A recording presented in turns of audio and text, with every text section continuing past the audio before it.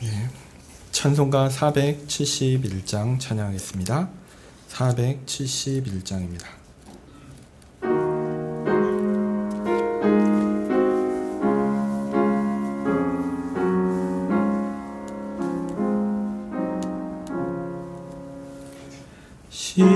십자가 그늘 밑에 나 쉬기 원하네. 저 햇빛 심히 죄이고 또 짐이 무거워. 이 광야 같은 세상에 늘 방황할 때에 주 십자가의 그늘에 내 쉴 곳 찾았네. 내 눈을 밝히 떠서 저 십자가 볼 때 나 위에 고생 당하신 주 예수 보인다. 그 영상 볼 때 내 맘에 큰 찔림 받아서 그 사랑 감당 못하여 눈물만 흘리네. 십자가 그늘에서 나 길이 살겠네. 나 사모하는 광채는 주 얼굴뿐이라. 이 세상 나를 버려도 나 관계없도다. 내 한량 없는 영광은 십자가뿐이라.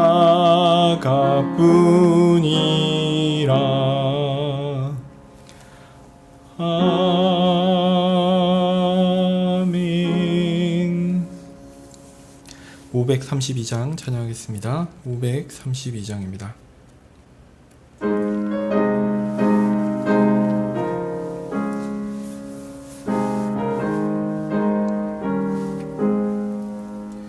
구름 같은 이 세상 모든 부귀 영화 나는 분도 같이 되어버리고서 오직 천국의 복만 사모하며 사니. 주여 내 작은 이름 기억하옵소서. 주가 나의 이름 보좌 앞에 놓인 어린 양 생명책에 기록하셨을까.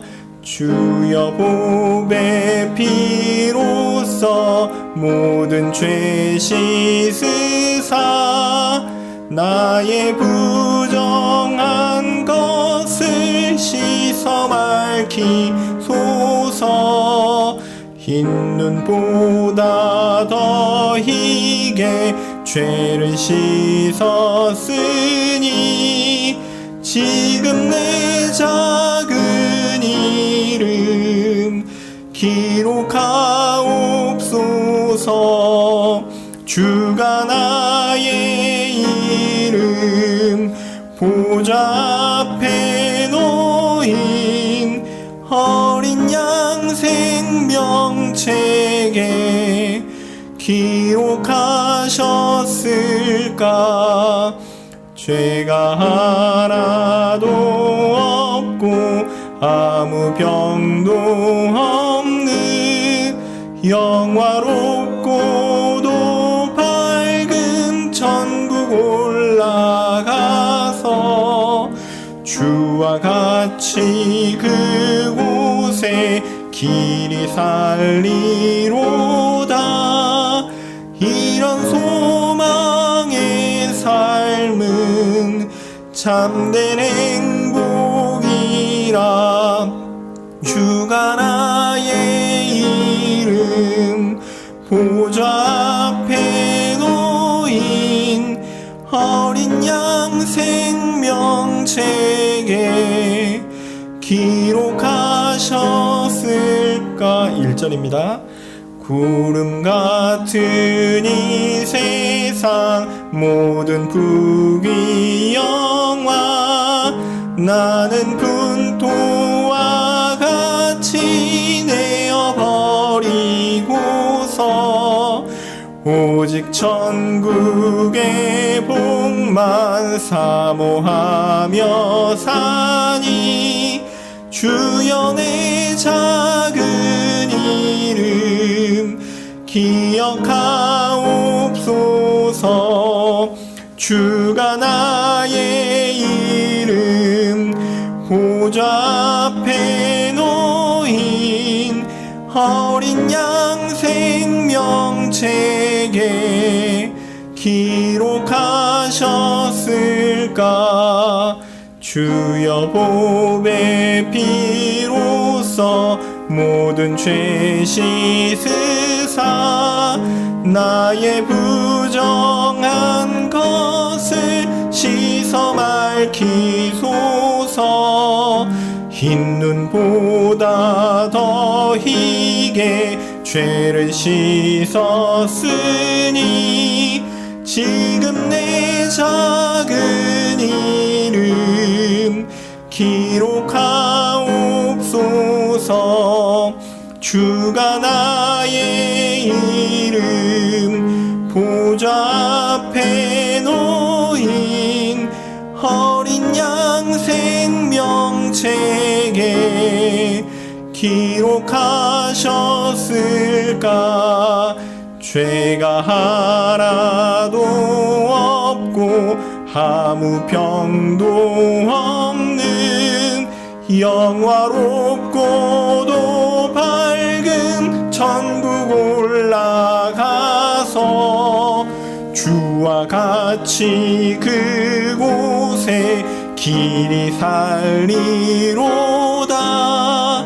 이런 소망의 삶은 참된 행복이라. 주가 나의 이름 보좌 앞에 놓인 어린 양 생명책에 기록하셨을까. 아멘. 167장 한 장 더 찬양하겠습니다. 167장입니다.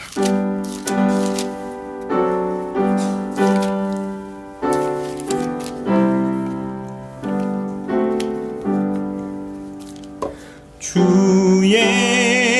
예수의 강림이 가까우니 저 천국을 얻을 자 회개하라.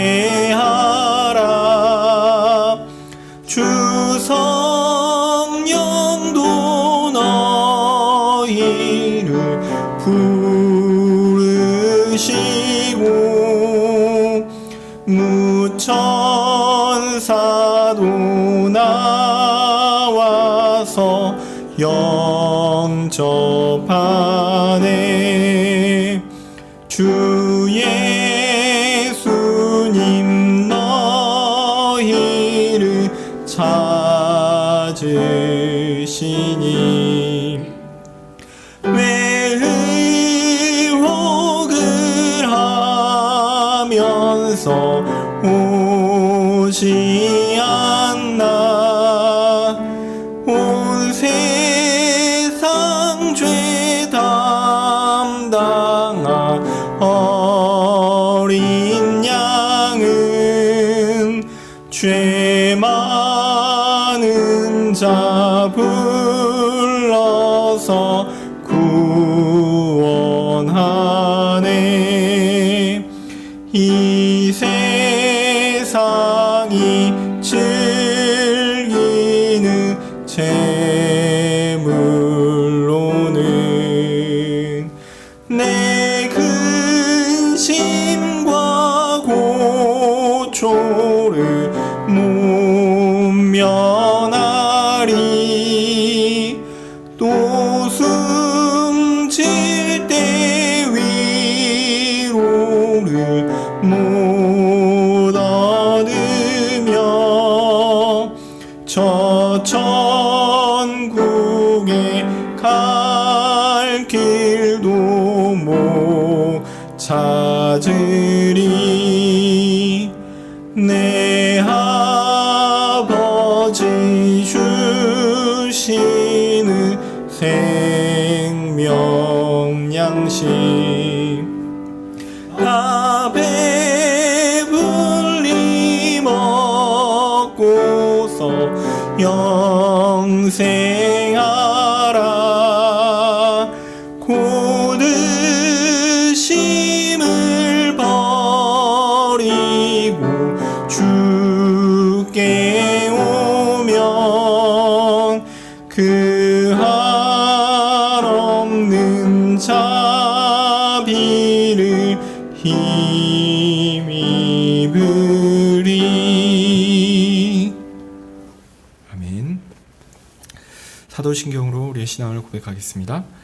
전능하사 천지를 만드신 하나님 아버지를 내가 믿사오며 그 외아들 우리 주 예수 그리스도를 믿사오니 이는 성령으로 잉태하사 동정녀 마리아에게 나시고 본디오 빌라도에게 고난을 받으사 십자가에 못 박혀 죽으시고 장사한 지 사흘 만에 죽은 자 가운데서 다시 살아나시며 하늘에 오르사 전능하신 하나님 우편에 앉아 계시다가 저리로서 산자와 죽은 자를 심판하러 오시리라.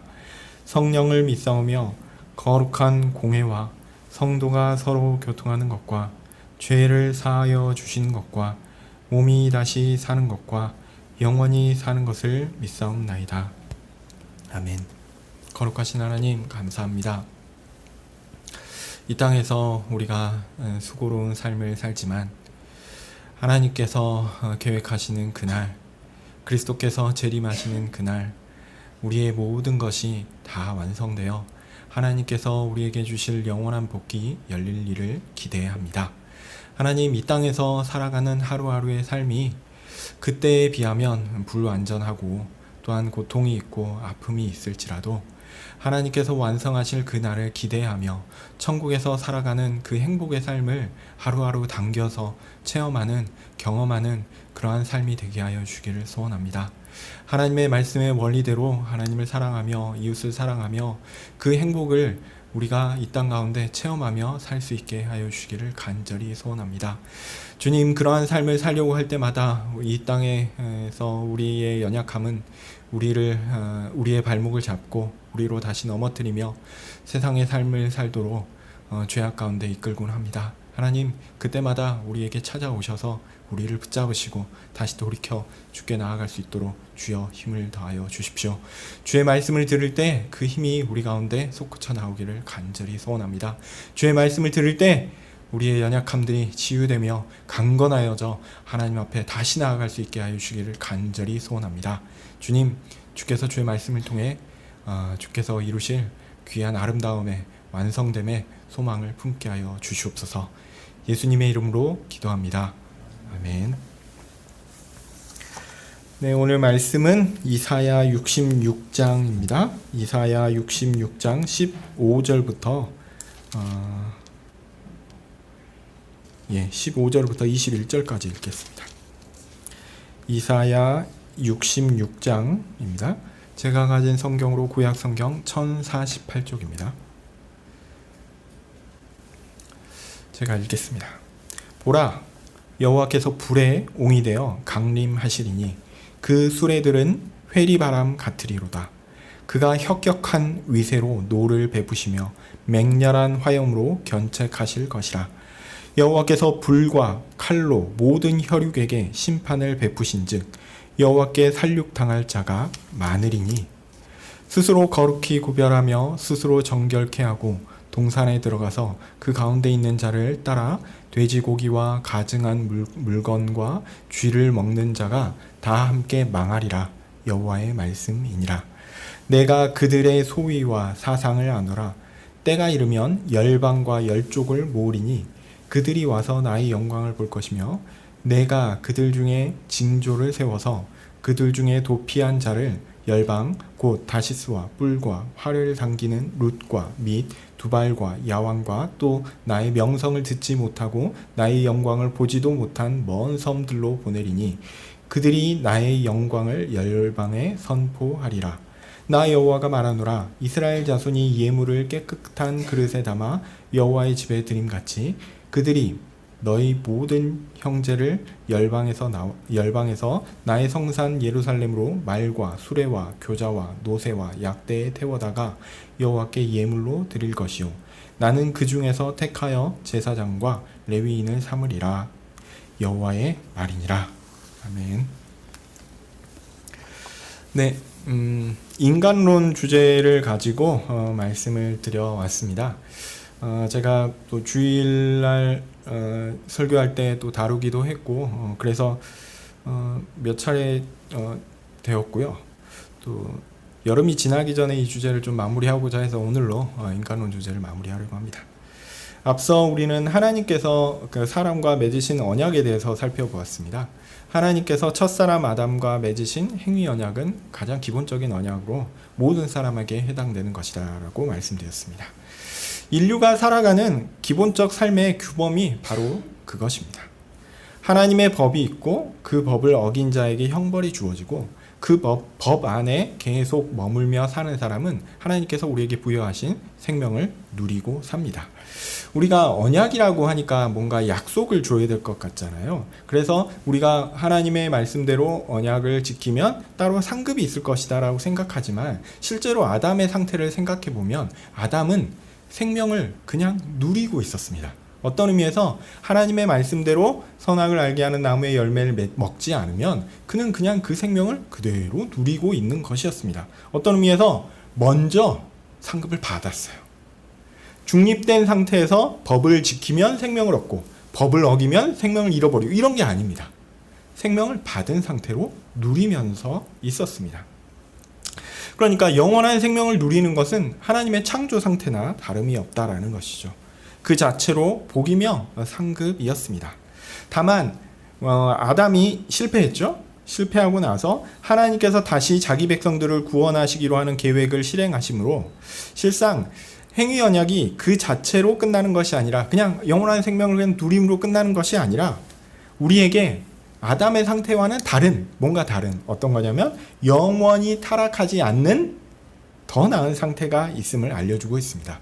그러니까 아담의 상태를 보고 행위 언약을 통해서 우리에게 보여주는 바는 아담은 어떤 상태였냐면 타락할 수 있는 상태였어요. 그러나 온전하고 거룩한 상태였습니다. 그러나 타락할 수 있는 상태였죠.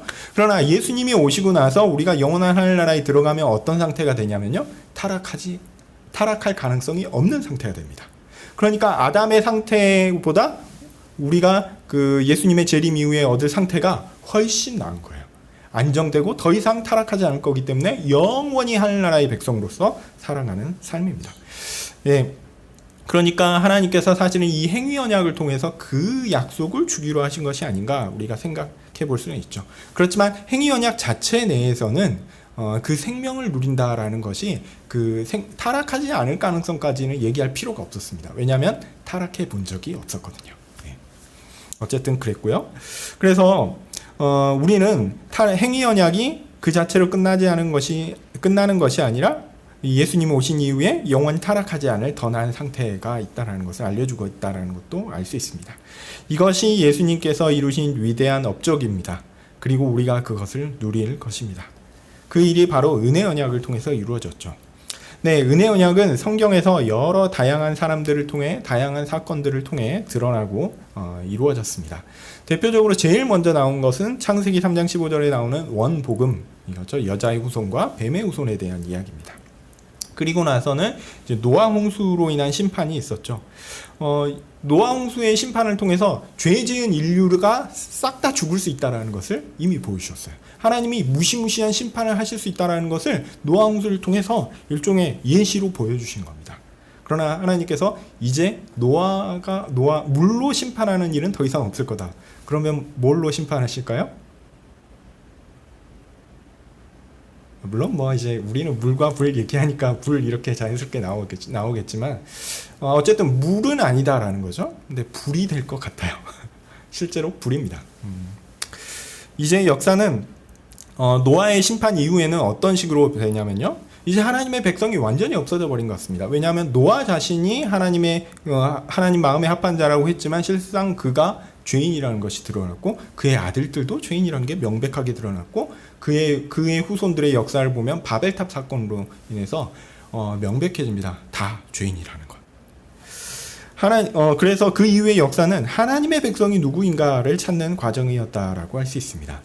바벨탑을 쌓는 일로 인해서 인류가 함께 모여서 하나로 온갖 죄악을 모았죠. 모은 다음에 어떻게 되냐면 대폭발했을 겁니다.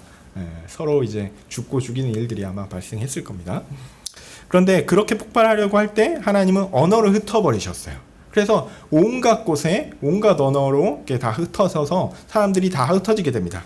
곳곳으로 흩어집니다.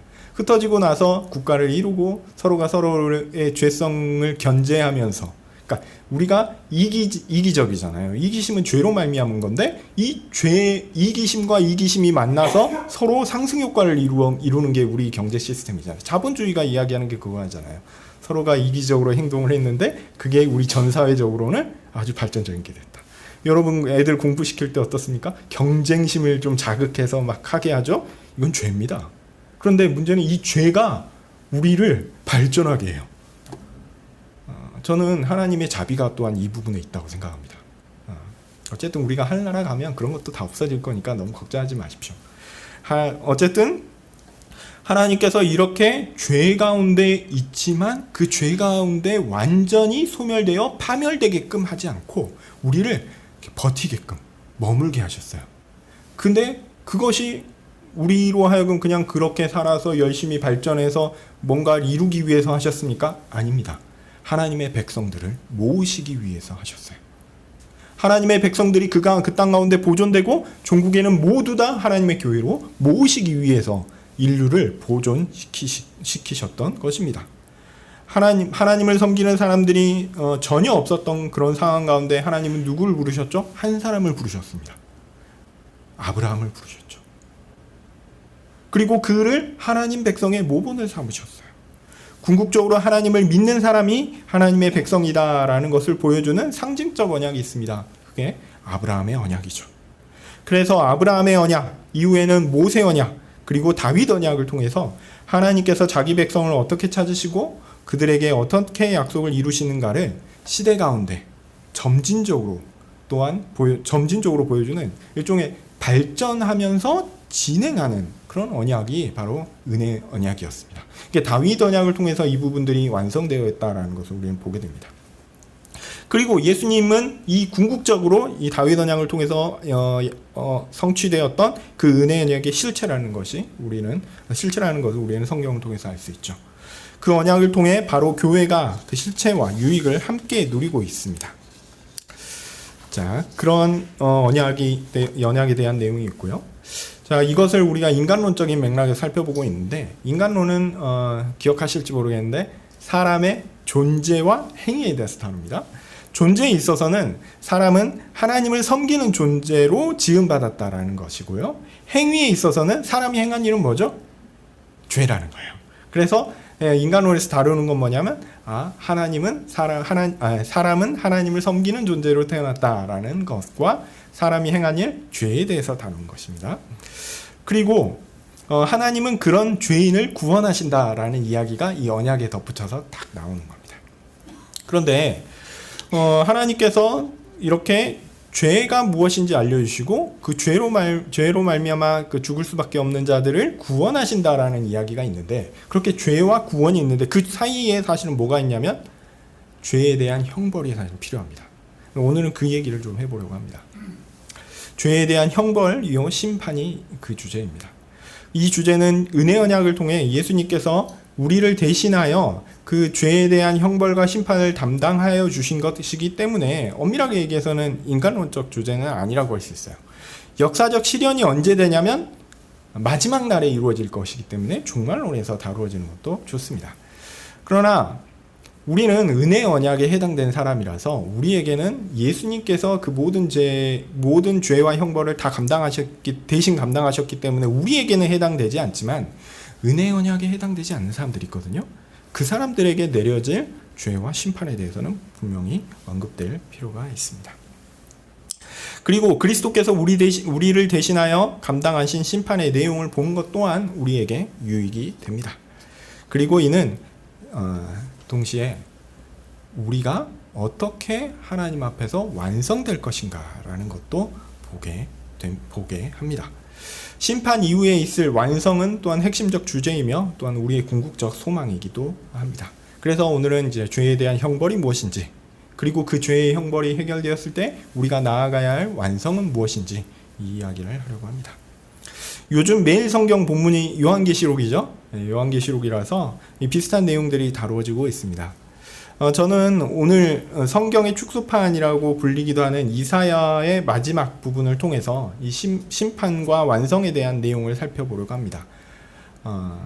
사실 성경 전체가 이 내용을 이야기하기 때문에 뭐 이사야를 보든지 요한계시록을 보든지 아니면 다른 성경을 보든지 사실 다른 내용은 없습니다. 일관성이 있기 때문에 그렇죠.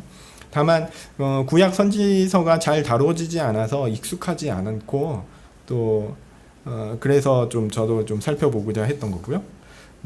사실은 용기를 가지고 그냥 인내심을 가지고 편하게 그냥 한 맥락에 있는 한 이야기다라고 생각하시고 쭉 편하게 읽고 그 뜻을 묵상하시면 하나님께서 단순한 글을 통해서 우리에게 어느 정도 잘 이해할 수 있게 도와주십니다.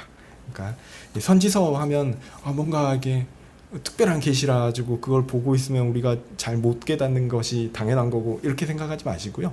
꼼꼼하게 잘 읽어보시면 오히려 쉽게 이해할 수 있는 부분들도 많다라는 것을 기억하셨으면 좋겠습니다. 네, 본문을 살펴봅니다. 자, 이사야는 몇 장으로 이루어졌습니까? 총 66장입니다. 성경은 몇 권이죠?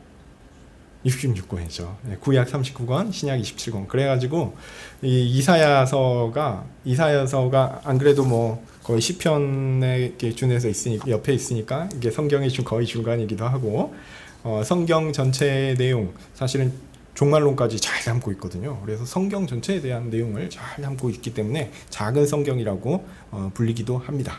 자, 그만큼 요 이사야는요 굉장히 큰 책이에요. 큰 책입니다. 당연히 큰 책이니까 많은 내용을 담고 있습니다. 당연하죠. 그런데 성경의 통일성을 부정하는 사람들이 있는데 이 부정하는 사람들은요 이사야서가 많은 주제를 담고 있다라는 당연함을 어떻게 해석하냐면 이사야 선지서가 여러 저자들이 만든 짜집기 된 책이다 이렇게 이해합니다. 그래서 이사야 선지서가 선지자 이사야의 단일 저작이 아니라고 주장하면서 제2 이사야 이거는 아주 일반적인 얘기가 됐고요. 제3 이사야 이것도 너무 막 자유롭게 이야기합니다. 그런 얘기를 들으시면 저 사람은 좀 틀린 얘기 하나 보다 하고 그런 얘기를 하는 사람하고는 좀 그렇게 뭐 잘 들을 필요는 그런 얘기 하는 사람의 주장은 잘 안 들으셔도 됩니다. 네. 하여튼 그래서 제2 이사야서, 제3 이사야서 이런 주장을 하면서요. 이사야서 후반의 예언과 관련된 부분들을 전반부의 내용과 분리해서 이해하고 바벨론 포로기 이후에 작성된 글로 해석하려는 시도가 많이 있습니다. 그래서 소위 구약 신학자라고 얘기하는 그 좀 진보, 요즘에는 진보라고 얘기할 필요도 없어요. 그냥 보수, 우리가 같은 극보수가 아닌 사람들은 막 대부분 이런 거를 인정하는 방향으로 나아갑니다. 특히 새하늘과 새 땅 이렇게 얘기하면 이거는 어떤 느낌이 드세요? 어떤 요한계시록에서 보던 그런 문장이잖아요. 이게 묵시문학적인 특성이 있기 때문에 그런 묵시문학적인 영향 하에서 발생한 아주 후대에 작성된 글이다 이런 식으로 이해를 합니다. 묵시문학의 영향을 받은 것으로 보아서 나중에 짜집기되어 편집되어서 이게 나온 거다 이렇게 이야기하기도 합니다. 놀랍게도 이렇게 주장하는 사람들의 상상에는 어떤 역사적 근거도 없습니다. 문헌적 근거도 없습니다. 이사야서는요 통째로 기록됐어요. 꿈람사본에 보면 이게 39장에서 나뉘어진 것도 아니고 그냥 처음부터 끝까지 그냥 하나예요. 옛날부터 그렇게 있었습니다. 예언의 성취가 언급되는 부분이 곳곳에 있거든요. 그래서 예언이 성취되었다는 부분이 언급이 되면 그 성취된 것 이후에 기록된 것이라고 사람들은 결론을 내려버립니다. 역사적 근거 없이 편견과 상상을 근거로 이사야서를 쪼개는 일들이 너무 많았습니다. 저는 이건 일반적인 얘기인데 저는 성경과 여러 다른 문헌들의 문학적 관계에 대해서 이야기하는 것을 보면 좀 이상한 생각이 듭니다. 사실 우리에게 성경보다 더 확실한 문화적 증거는 없습니다. 성경은 꽤 오래된 문서예요. 그런데 성경보다 더 오래되고 더 잘 전승되고 성경보다 더 분명하게 그 내용이 확실하게 잘 전승된 문헌은 있을까요? 없습니다. 성경이 아주 놀라운 책이에요. 정말 잘 전승되었고 잘 보존되었고 엄청 오래된 글입니다. 그런데 그런데 사람들은 이 부정확하고 부족한 자료들을 기초로 정확하고 풍성한 자료들을 분석하는 일들이 많습니다. 당연히 부정확하고 부족한 자료들에 대한 이해의 편차에 따라서 분석의 결과가 달라질 수밖에 없어요. 자, 연구자의 개인의 주관적 성향이 결과물에 영향을 끼칠 수밖에 없습니다. 성경이 통일성을 갖춘 하나님의 말씀이라는 사실을 인정하지 않는 사람들은 자연스럽게 그들이 보고 싶은 대로 그 결과를 주장합니다. 반대로 성경을 신학적, 문학적 통일성을 가진 문헌으로 더하여 전능하신 하나님의 계시로 보는 우리는 그 계시에 맞는 결론을 내리게 됩니다. 자, 그런 의미에서 성경에서 가장 중요한 것은 성경을 하나님의 말씀으로 받느냐 아니냐라는 신학적 입장입니다. 이 기초에서 성경이라는 객관적 문헌을 어떻게 해석할 것인가에 대한 과정과 결론이 나오게 됩니다. 그래서 결론적으로 자신의 신학적 입장에 따라서 그에 맞는 결론을 내게 됩니다. 이건 이상한 일이 아닙니다. 근현대사 경우에 자료도 많고 사건도 명백하죠. 그런데 말도 안 되는 해석을 주장하는 다양한 견해가 이 시대에 존재합니다. 그런데 고대의 경우 어떻습니까? 자료가 빈약해요. 객관성을 보장하기 어렵고 전승된 것이 정확한 것인지 잘 모릅니다. 예를 들면은 그 이집트에서 어떤 비가 발견됐는데 그 비에 기록된 내용들을 보면 어느 왕이 승리하였고 어디까지 정복했고 이런 게 기록돼 있다고 보죠. 그러면 그 이야기가 사실인가요? 몰라요. 검증이 안 돼요. 근데 성경도 그런 걸로 치부하는 거예요. 그래서 불확실한 근거를 가지고 우리에게 잘 전승된 성경을 막 뒤집어서 해석하는 경우가 너무 많습니다. 네, 해석자의 자의적 해석에 따라서 역사적 사건의 해석이 달라질 수 있습니다. 그래서 그 해석자의 견해는 검증이 어려운 경우가 많아요. 말씀드렸듯이. 성경이라는 확실한 자료를 다른 부족한 자료를 가지고 비평한다면 그것이 얼마나 임의적일지 우리는 충분히 예상할 수 있습니다. 그래서 학자들이 객관적 견해다 이렇게 얘기하는 것을 굉장히 조심하게 봐야 돼요. 물론 여기서 우리가 오해하지 마셔야 할 것은 우리가 성경을 신학적 통일성을 가진 하나님의 계시로 본다라는 것은 성경의 문학적 특징 혹은 문화적인 어떤 경향을 반영하는 것을 무시하는 것이 아닙니다. 오히려 성경의 가장 기초적이며 명확한 문자적 해석을 우리는 지지합니다. 마치 사람들이 동화책을 읽고 그 내용을 이해하고 교훈을 얻는 것과 같이, 편지를 읽고 생생한 감동을 느끼는 것과 같이, 역사적 기록을 읽고 그 상황을 눈앞에 그리며 동감하는 것과 같이, 성경도 읽고 낭송하고 듣는 것으로 우리는 이에 대한 명확한 지식과 감동과 교훈을 받게 됩니다. 이게 성령께서 우리에게 일반적으로 주시는 조명이에요. 비추어 주심이에요. 이해입니다. 그런 의미에서 성경은 명확합니다.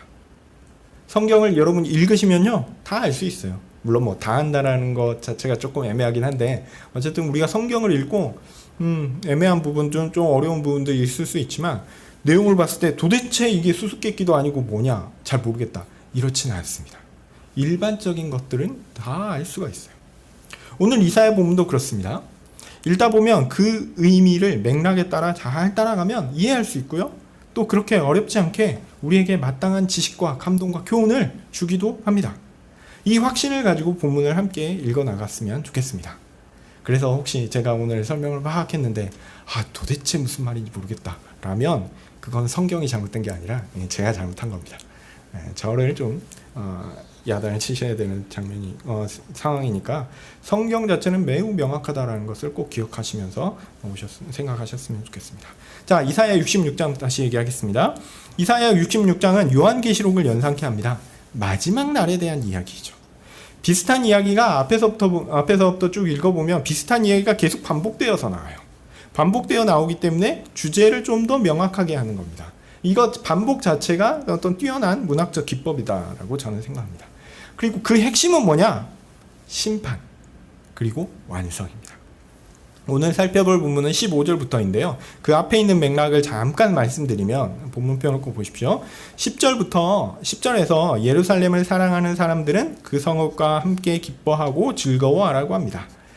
예루살렘은 하나님의 백성에게 어머니의 품이 의미하는 풍족함과 만족과 기쁨을 누릴 것입니다. 하나님께서 자기 백성들에게 베푸시는 위로가 그것입니다. 그러므로 기뻐할 수 있고 기뻐해야 합니다.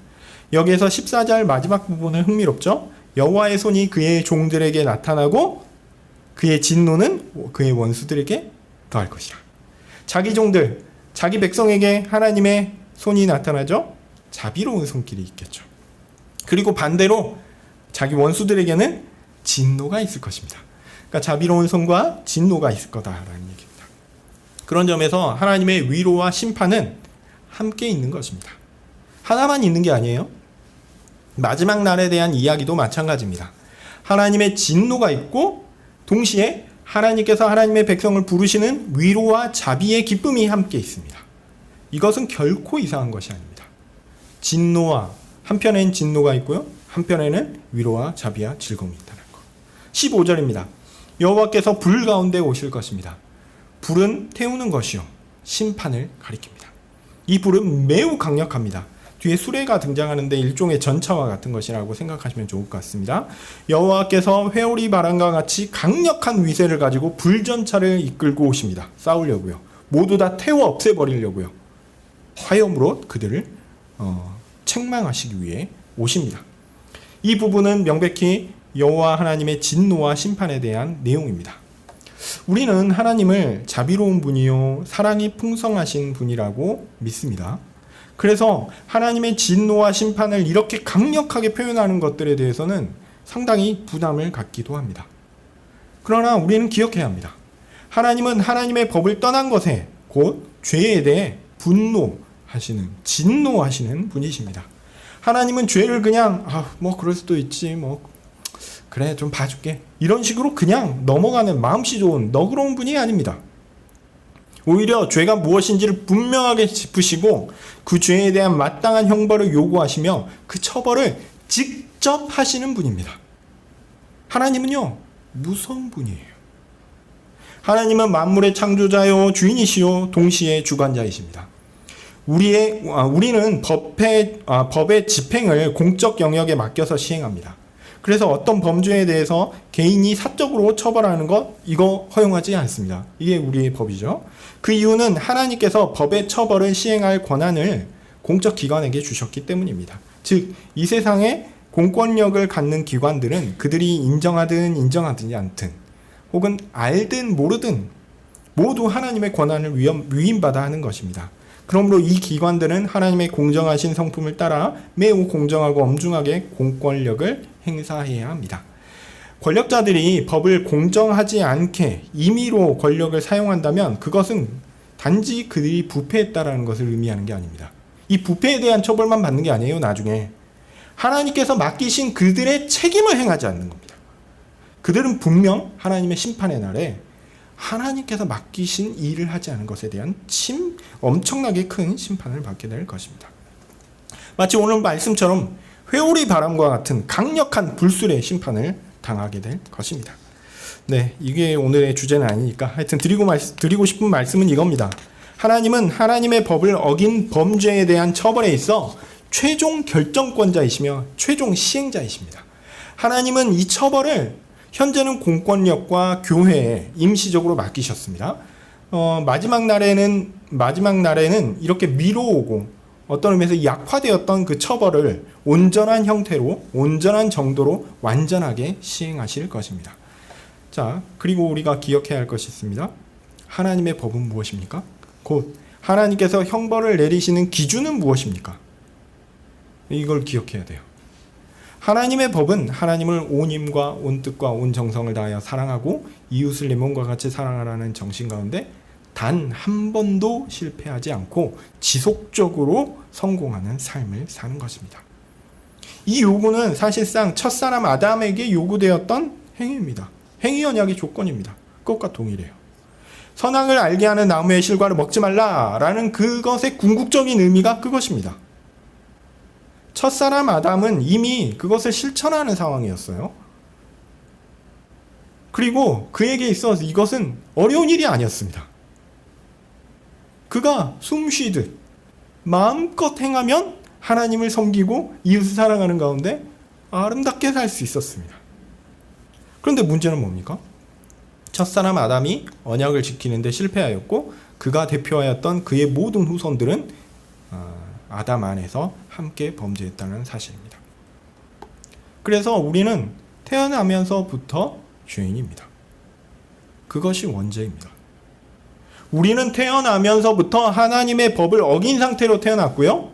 태어난 이후에도 하나님의 법의 원리, 곧 하나님 사랑과 이웃 사랑의 원리에서 항상 벗어나 있는 상태로 삶을 살아가니 무엇을 하더라도 온전하지 못하고 더럽고 오염되고 삐뚤어져 항상 죄를 짓습니다.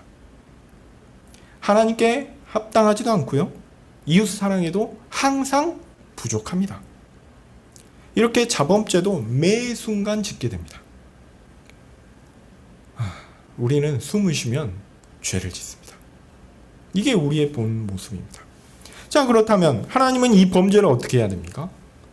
당연히 그에 마땅한 처벌을 시행하셔야 합니다. 예수님의 재림 이전에는 임시적으로 외적으로 드러난 범죄에 대해서 국가와 교회라는 외적 기관들의 영적, 육적 공권력을 통해 심판이 이루어집니다. 그런데 이것은 온전하고 완전한 심판이 될 수 없습니다. 예수님께서 재림하시는 그날 완전한 심판이 이루어질 것입니다. 그날 우리는 가장 공정하시며 가장 엄중하신 하나님을 보게 될 것입니다. 하나님께서 얼마나 하나님의 법에 철저하신지를 우리는 보게 될 것입니다.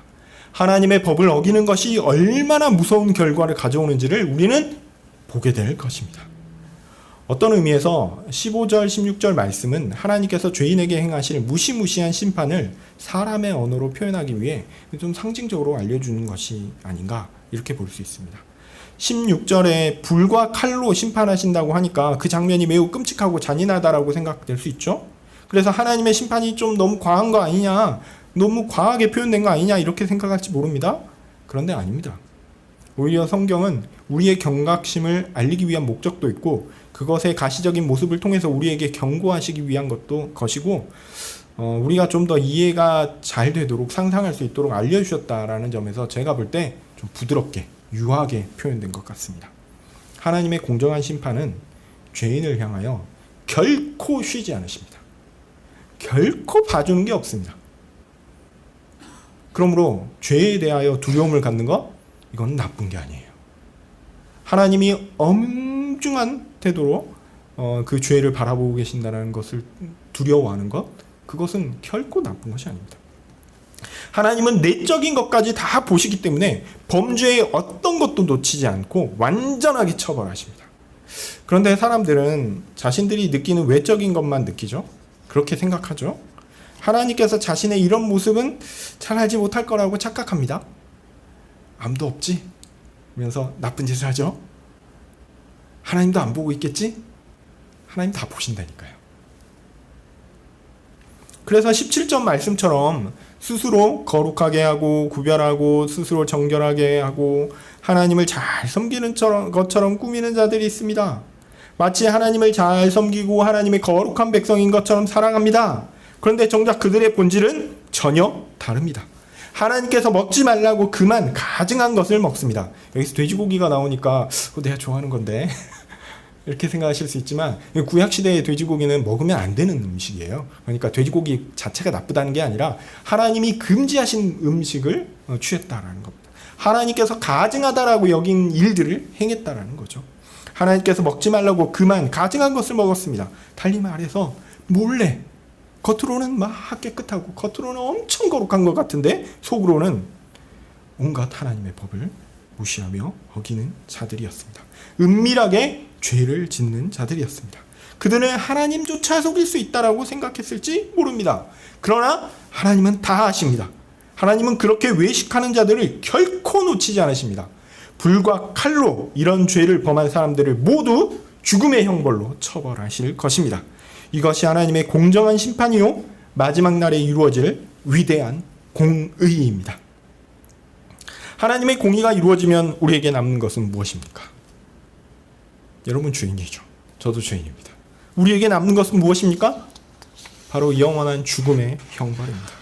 회오리 바람과 같은 불수레의 화염은 우리의 죄에 대한 처벌로 우리를 죽음으로 이끌어갈 것입니다. 그것이 하나님의 공의입니다.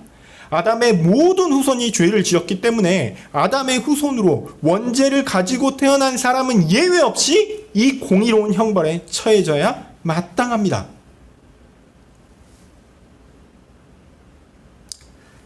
은혜 언약이 그래서 필요합니다. 은혜 언약이 그래서 필요해요. 우리가 그렇게 영원한 형벌을 받아 죽어야 하는데 구원받아야 되잖아요. 그래서 은혜 언약이 필요합니다. 우리는 구원을 하나님의 자비와 사랑의 결과라고 생각합니다. 맞습니다. 그런데 하나님께서 우리를 자기 성품에 따라 구원하셔야 되는데 하나님의 자비의 성품은 하나님의 공의의 성품과 충돌하는 것처럼 이렇게 여기는 분들이 있어요. 하나님의 자비는 우리를 구원하고 싶어하고 하나님의 공의는 우리를 지옥에 쳐넣고 싶어하고 그래서 하나님 가운데 이게 충돌이 발생하는 것 이렇게 생각하시는 분들이 있습니다. 그래서 이 모순을 해결해야 한다라고 생각하면서 이 일을 위해서 성자 예수님께서 사람이 되셔서 이 일을 중보하기 위해서 오셨다 이렇게 생각하는 사람들도 있습니다. 저는 개인적으로 이렇게 하나님의 공의와 사랑의 성품을 충돌하는 것처럼 생각하고 설명하면서 이런 모순적 문제의 해결을 그리스도께서 제시하신 것처럼 설명하는 것은 적절하지 않다고 생각합니다. 물론 이제 이게 맞는 것처럼 보이는 그런 논리가 없지 않아 있어요. 그러나 저는 적절하지 않다고 생각합니다. 일단 하나님의 성품은 우리의 예상과 달리 충돌하지 않습니다. 하나님은 공의로우시고 하나님은 사랑이 풍성하시죠? 이게 둘이 충돌되는 것처럼 느끼시죠? 아니요.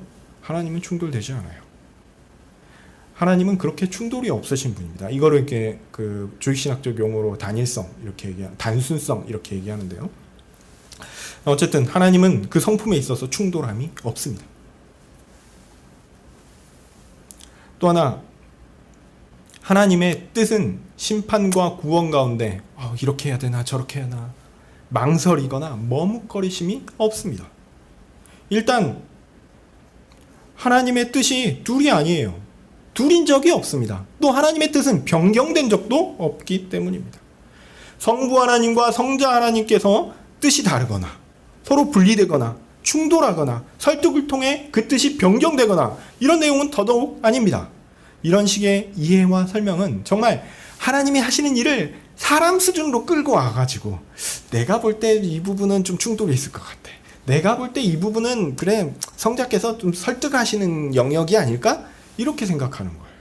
하나님을 사람 수준에 갖고 와서 설명하는 거죠. 그렇게 그런 식으로 설명하려는 시도일 뿐 하나님 안에서 난제가 발생하고 이를 해결하기 위해 고심하는 흔적을 찾으려는 것은 정말 어리석은 짓입니다. 자, 그럼에도 불구하고 분명한 것은요, 하나님의 공의와 하나님의 사랑의 성품이 마지막 날에 드러난다는 것은 분명한 사실입니다. 오늘 본문의 엄중한 심판 이야기 이후에 즉각 하나님의 백성을 온 세상에서 모으시는 장면에 대한 설명으로 바로 넘어갑니다. 사실 우리의 논리적 이해를 위해서는 그리스도께서 자기 백성을 위해 하나님의 무시무시한 공의로운 심판을 대신 감당하셨다라는 얘기가 쏙 설명되면 좋겠어요. 쏙 들어가가지고. 근데 그거 없이 그건 너무나 하나님의 뜻 가운데 너무나 자연스러운 것이라 가지고 따로 설명이 안 돼 있습니다. 자, 예수님은 성령으로 말미암아 잉태되어 태어나셨습니다. 그런 방식으로 사람의 본성을 취하셨고 사람이 되셨습니다. 그런데 그렇지만 성령으로 말미암아 태어나셨기 때문에 아담의 후손은 아니에요. 아담의 후손이 아니기 때문에 아담의 죄를 물려받지 않았어요. 즉 예수님은 원죄가 없으십니다. 그리고 이 땅의 삶에서 죄와 상관없이 하나님의 법이 요구하는 모든 의로움을 완전히 이루셨습니다. 사실 이 부분은 이제 필연적일 수밖에 없어요. 왜냐하면 예수님은 하나님이시잖아요. 인격 자체가 하나님이시기 때문에 죄라는 건 뭐냐면 하나님과 상관없이 행하는 거거든요. 근데 하나님이신 분이 하나님과 상관없이 있을 수 있나요? 그건 논리적으로 안 돼요. 그래서 예수님이 하시는 모든 행위는 하나님이 하시는 일이기 때문에 의로울 수밖에 없습니다. 어쨌든 그렇고요. 예수님이 그렇게 이 땅 가운데 오셔서 인간으로서 삶을 살아가시지만 그분이 누리신 삶은 영원한 하나님 앞에서 살아가는 영원한 생명을 누리고 계신 삶이었고요. 또한 우리를 위해서 영원한 생명을 얻어서 나누어 주실 수 있는 분으로서 살아가셨습니다. 그런데 이런 완전한 신분이 어떤 일을 이 땅 가운데 경험하셨습니까? 십자가의 죽으심으로 형벌을 당하심으로 고통을 받으셨죠. 십자가의 죽음은 죄인들이 당해야 할 영원한 형벌을 상징하는 것이요, 죄인을 향한 하나님의 극심한 진노의 현장을 보여주는 것이었습니다. 마치 오늘 본문으로 보면 불수레, 회오리 바람으로 같은 불과 칼의 죽음, 이것을 의미하는 것이었죠. 물론 우리가 볼 수 있는 십자가라는 외적 형틀에 우리가 볼 수 있는 것은 십자가라는 외적 형틀에 박혀있는 예수님이었지만 그의 죽으심은 예수님의 죄로 말미암은 것이 아니었습니다. 이런 외적 모습을 넘어서 지금 예수님이 당하시는 그 죽으심은 우리가 보고 느낄 수 없는 하나님의 회오리 바람과 같은 불수레와 같은 맹렬한 화염으로 하나님과 영원한 단절이라는 끔찍한 형벌을 당하는 것을 의미했습니다.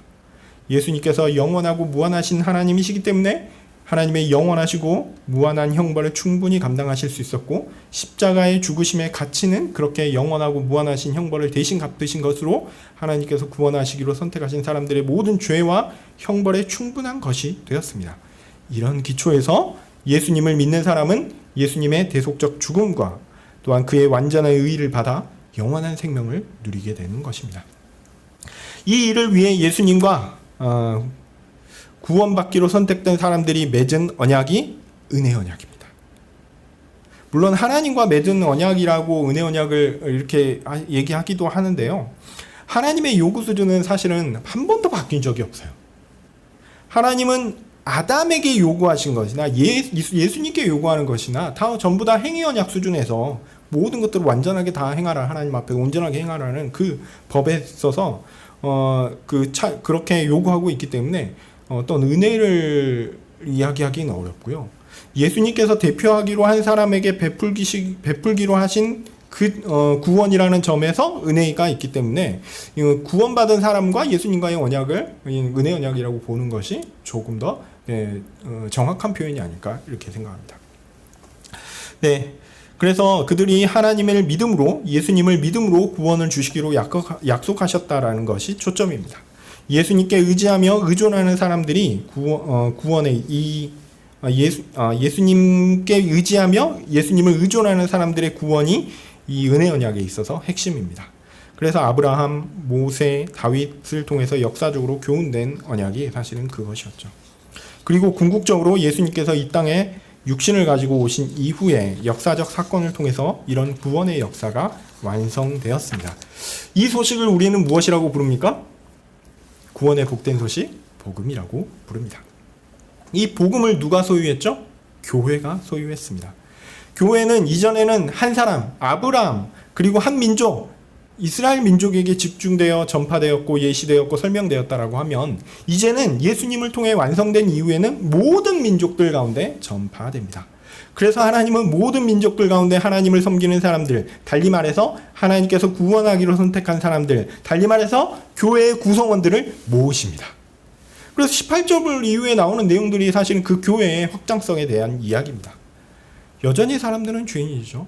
그들의 행위와 생각은 모두 죄이고 하나님의 영원한 형벌에 적합하죠. 그런데 하나님은 그들 가운데 하나님의 사람들을 모으시기로 계획하셨습니다. 예수님께서 그 일 가운데 예수님께서 하신 일이 그 일의 기초가 되죠.